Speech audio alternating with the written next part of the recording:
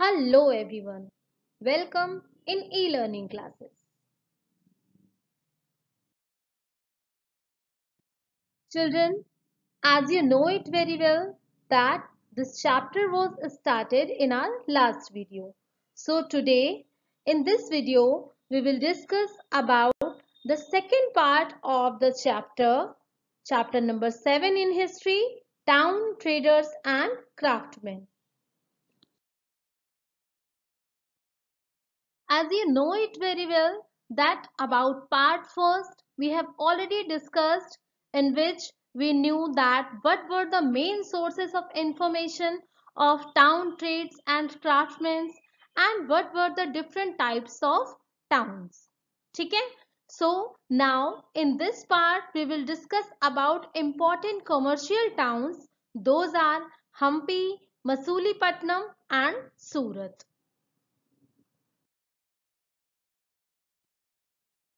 So first of all, I would like to start here with the topic commercial and trading towns.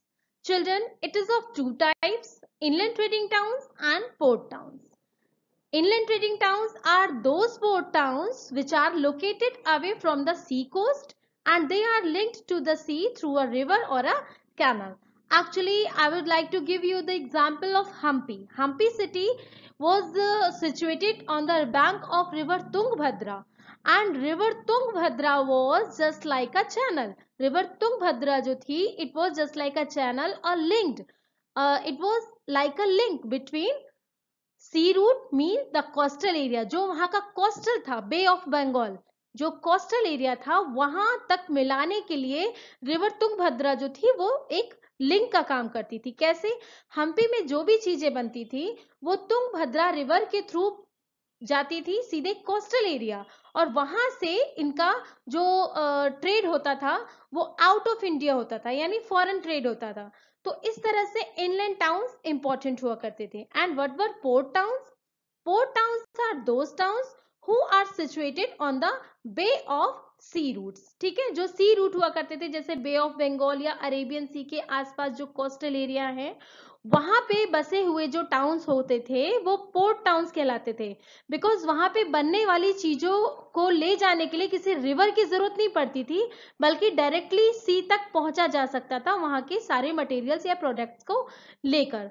Actually, these serve the pattern ports by receiving those ships which are unable to approach them due to their large size.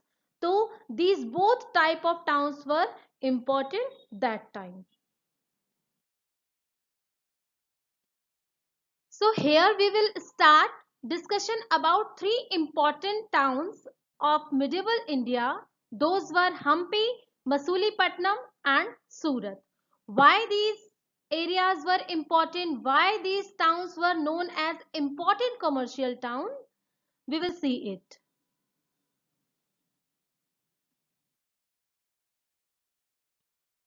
Firstly, we will know why Hampi was important.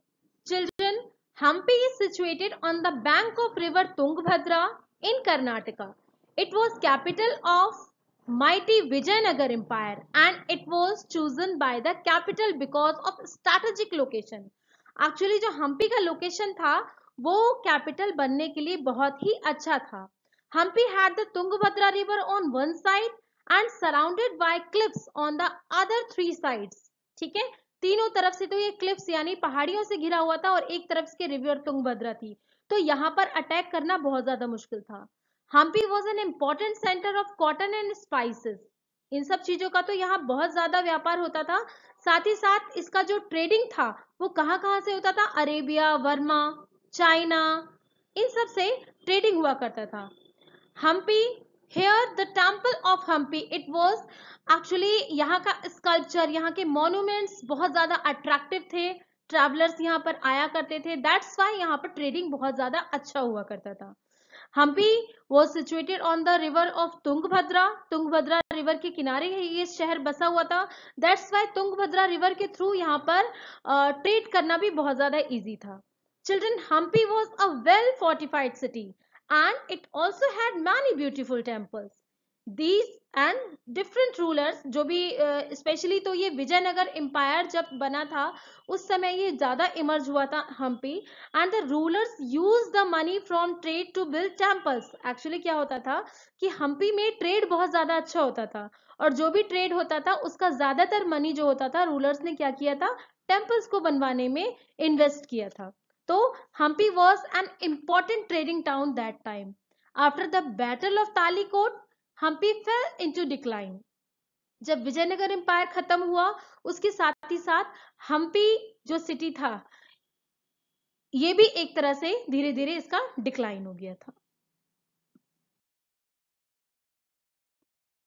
Next city is Masulipatnam. Children, Masulipatnam as you can see here the map, यहाँ पर आपको मसूलीपट्टनम का location भी दिख रहा होगा। तो it was a port town, ठीक है, एंड मसूलीपट्टनम से फॉरेन ट्रेडिंग करना बहुत ज्यादा आसान हुआ करता था। चिल्ड्रन, मसूलीपट्टनम जो नेम है it is given just actually it's name was Machilipatnam. Machilipatnam इसका नाम इसलिए पड़ा बिकॉज वंस जो एक बार इसका गेट था, एंट्री गेट जो था शहर का, it was decorated by different fishes. Fish की आंख से, डिफरेंट फिशेज नहीं कह सकते इसे, with the eyes of fishes, तो फिश की आंखों से इसे पूरा सजाया गया था।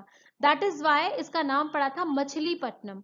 After it was called Masulipattnam. Masulipattnam or Machilipatnam was the name of a port town, and the name means a fish port town.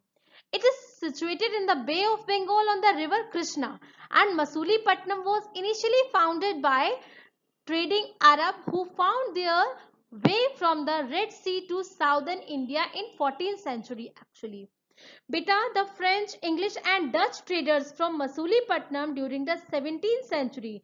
It was the main port of Kingdom of Golconda also, and a royal order from the Qutub Shahi Sultan permitted the Dutch to stabilize their trading port here.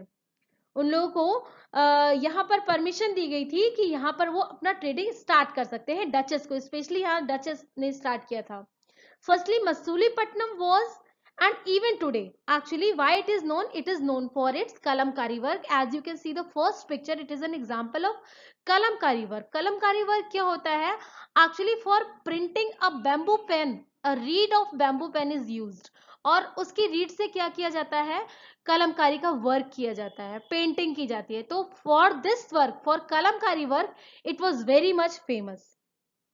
When Bombay, Calcutta and Madras became trading posts of European, then Masulipattnam lost its importance actually. हम मसूलीपट्टनम के बारे में कम इसलिए जानते हैं क्योंकि बाद में जब ब्रिटिश कंपनी आई थी तो उन्होंने अपने प्रेसिडेंसीज बना दिए थे बॉम्बे, कलकत्ता और मद्रास को। तो मसूलीपट्टनम जो कि मिडेवल टाइम में बहुत ज्यादा इंपॉर्टेंट हुआ करता था ट्रेडिंग के लिए, धीरे धीरे इसकी इंपॉर्टेंस क्या हो गई, कम होती चली गई।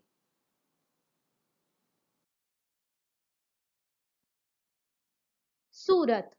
Children, Surat was known as the gateway of trading. As you can see the map and the location of Surat, you can understand it कि सूरत का जो लोकेशन था वो ट्रेडिंग के लिए बहुत ज़्यादा अच्छा था, और यहाँ से डिफरेंट अलग अलग देशों तक, कंट्रीज तक पहुँचना बहुत ज़्यादा आसान था।